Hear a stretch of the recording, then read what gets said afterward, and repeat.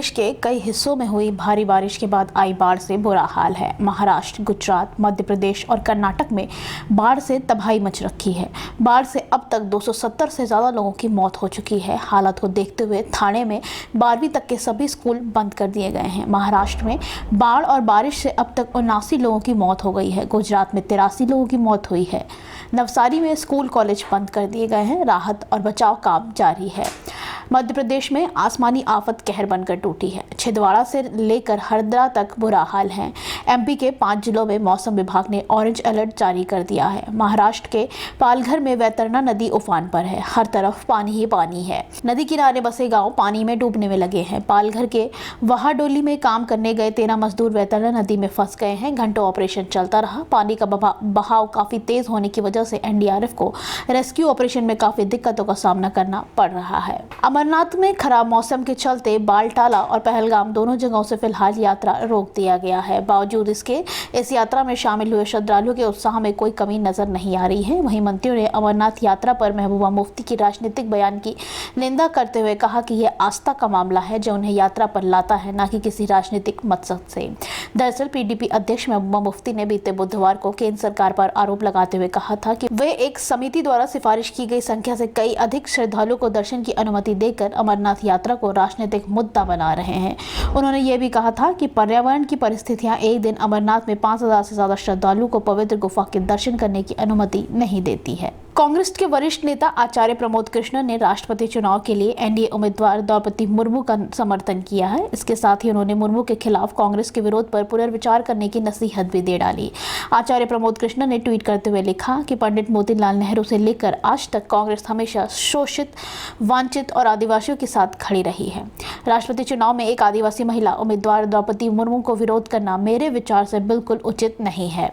Party high command इस पर पुनर्विचार करे। गौरतलब है कि 2 दिन पहले ही आचार्य प्रमोद कृष्णन ने राष्ट्रपति पद के लिए यूपीए के उम्मीदवार यशवंत सिन्हा के एक बयान को लेकर उन पर निशाना साधा था। राजधानी में पुलिस विभागों की तैयारी की जांच करने के लिए दिल्ली पुलिस की स्पेशल सेल ने 1 महीने में हाई फुटफॉल वाले स्थानों में 30 आईईडी लगाए हैं। इसमें सार्वजनिक, निजी सुरक्षा गार्ड और स्थानीय पुलिस केवल 12 का ही पता लगा पाई है। भारतीय उपमहाद्वीप में कल अलकायदा द्वारा एक चेतावनी जारी करने के बाद डमी आईआईटी प्लांट करने का फैसला किया गया था। आतंकी संगठन ने बीजेपी से निलंबित नुपुर शर्मा के विवादित बयान को लेकर दिल्ली, मुंबई, उत्तर प्रदेश और गुजरात में आत्मघाती बम विस्फोट करने की चेतावनी दी है। हाल ही में एक अपराध समीक्षा बैठक के दौरान विशेष पुलिस आयुक्त हरगोबिंदर सिंह धालीवाला ने पुलिस आयुक्त राकेश अस्थाना के सामने इस तरह के नकली घुसपैठ अभ्यास करने को लेकर प्रेजेंटेशन दी थी। संसद के दोनों सदनों में लोकसभा और राज्यसभा में शब्दों के इस्तेमाल को लेकर नई गाइडलाइंस जारी किए जाने पर तृणमूल कांग्रेस की सांसद महुआ मोइत्रा और शिवसेना सांसद प्रियंका चतुर्वेदी ने आपत्ति जताते हुए तंज कसा। महुआ मोइत्रा और प्रियंका चतुर्वेदी ने इससे लेकर प्रधानमंत्री नरेंद्र मोदी और केंद्र सरकार पर निशाना साधा। टीएमसी सांसद महुआ मोइत्रा ने बीजेपी पर निशाना साधते हुए कहा, अपने ट्वीट में लिखा कि बैठ जाइए, प्रेम से बोलो। लोकसभा और राज्यसभा की नए असंसदीय शब्दों की सूची में संघीय शब्द शामिल नहीं है। मूल रूप से सरकार ने विपक्ष द्वारा इस्तेमाल किए गए सभी शब्दों के इस्तेमाल को रोकने के लिए यह काम किया है। कैसे भाजपा भारत को नष्ट कर रही है और उन पर प्रतिबंध लगा रही है। संसद के मॉनसून सत्र की शुरुआत होने से पहले लोकसभा सचिवालय ने असंसदीय शब्द 2021 शीर्षक के तहत ऐसे शब्द एवं वाक्यों का नया संकलन तैयार किया है जिन्हें असंसदीय अभिव्यक्ति की श्रेणी में रखा गया है। इस फैसले को लेकर कांग्रेस केंद्र सरकार पर हमलावर हो गई है। कांग्रेस ने कहा कि नरेंद्र मोदी सरकार की सच्चाई दिखाने में विपक्ष द्वारा इस्तेमाल किए जाने वाले सभी शब्दों में असंसदीय माने जाने लगे हैं। कांग्रेस महासचिव जयराम रमेश ने ट्वीट किया कि मोदी सरकार की सच्चाई दिखाने के लिए विपक्ष द्वारा इस्तेमाल किए जाने वाले सभी शब्दों पर अब असंसदीय माने जाएंगे। आप आगे क्या विश्वगुरु। उल्लेखनीय है कि संसद के दोनों सदनों लोकसभा और राज्यसभा की कार्यवाही के दौरान सदस्य अब चर्चा में हिस्सा लेते हुए जुमलाजीवी, बाल बुद्धि सांसद, शकुनी, जयचंद, लॉलीपॉप, चंडाल, चौकड़ी, गुल खिलाए, पिट्ठू जैसे शब्दों का इस्तेमाल नहीं कर सकेंगे।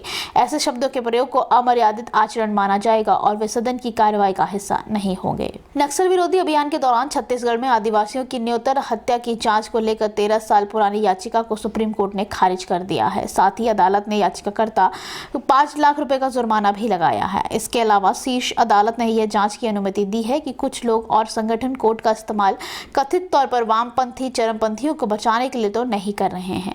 Justice M.A. खानविलकर और जस्टिस J.B. पादरीवाला ने आदिवासी अधिकार कार्यकर्ता हिमांशु कुमार और 12 अन्य लोगों की तरफ से साल 2019 में दाखिल याचिका पर फैसला सुनाया है।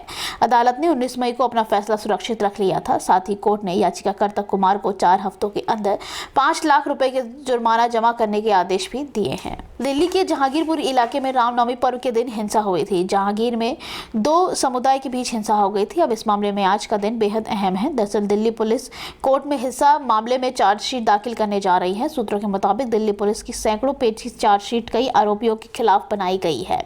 वहीं सूत्रों के ये हवाले से ये जानकारी भी सामने आई है कि दिल्ली पुलिस ने जहांगीरपुरी हिंसा मामले में चार्जशीट फाइल करने की पूरी तैयारी कर ली है। पुलिस हिंसा मामले में 3 नाबालिग समेत 38 गिरफ्तार आरोपियों के नाम चार्जशीट में शामिल करेगी। हिंसा के मुख्य आरोपी तबरेज अंसारी, मोहम्मद अंसार और शेख इस्लाम के नाम भी शामिल हैं। बता दें कि तबरेज अंसारी और मोहम्मद अंसार पर हिंसा भड़काने का आरोप है। राष्ट्रपति चुनाव में शिवसेना ने एनडीए के प्रत्याशी द्रौपदी मुर्मू को समर्थन देने का ऐलान किया है। इसके साथ ही पार्टी ने यह भी स्पष्ट किया है कि ये उनके समर्थन राजनीतिक नहीं बल्कि आदिवादी के प्रति उनका सम्मान है। वहीं शिवसेना ने इस फैसले के बाद कांग्रेस ने शिवसेना के वैचारिक तल बदल पर सवाल उठाया। शिवसेना नेता संजय राउत ने कहा कि ये उद्धव ठाकरे ने फैसला लिया है कि पार्टी द्रौपदी मुर्मू को वोट देगी। ये हमारी इच्छा है और आदिवासी के प्रति हमारा सम्मान है। यह राजनीतिक समर्थन नहीं है, ये हमारी भावना है। राउत ने कहा कि यह देखना अहम है कि जन भावना क्या है। द्रौपदी मुर्मू समर्थन देने के शिवसेना के फैसले से कांग्रेस नाखुश नजर आ रही है। कांग्रेस लगातार उद्धव ठाकरे के इस निर्णय पर निंदा कर रही है। शिवसेना के इस फैसले पर कांग्रेस के बड़े नेता बालासाहब थोराट के कटाक्ष करते हुए चिंता भी व्यक्त की है। उन्होंने कहा कि राष्ट्रपति चुनाव एक वैचारिक लड़ाई है। यह लोकतंत्र और संविधान की रक्षा के लिए चल रहा हमारा संघर्ष है। यह महिला बनाम या पुरुष या आदिवासी बनाम गैर आदिवासी का सवाल नहीं है। आर्थिक और राजनीतिक संकट से जूझ रहा श्रीलंका में राष्ट्रपति से देश छोड़कर भाग जाने के बाद से ही श्रीलंकाइयों का गुस्सा और भड़क गया है। लोगों के बढ़ते विरोध प्रदर्शन और तनाव के बीच श्रीलंका के कार्यवाहक राष्ट्रपति रानिल विक्रमसिंघे ने कल यानी 13 जुलाई को प्रदर्शनकारियों से निपटने के लिए सेना को खुली छूट दे दी है। उन्होंने एक आदेश में कहा कि देश की सुरक्षा एजेंसियों में देश में कानून और व्यवस्था की स्थिति फिर बहाल करने के लिए जो संभव हो वो करने के लिए वे स्वतंत्र हैं। हालांकि श्रीलंकाई सेना ने कार्यवाहक राष्ट्रपति रानिल विक्रमसिंघे के प्रदर्शनकारियों के खिलाफ बल प्रयोग करने के आदेश को अस्वीकार कर दिया है। दरअसल श्रीलंकाई सेना ने अपने विरोध प्रदर्शन कर रहे नागरिकों के सामने हथियार नीचे कर दिए हैं।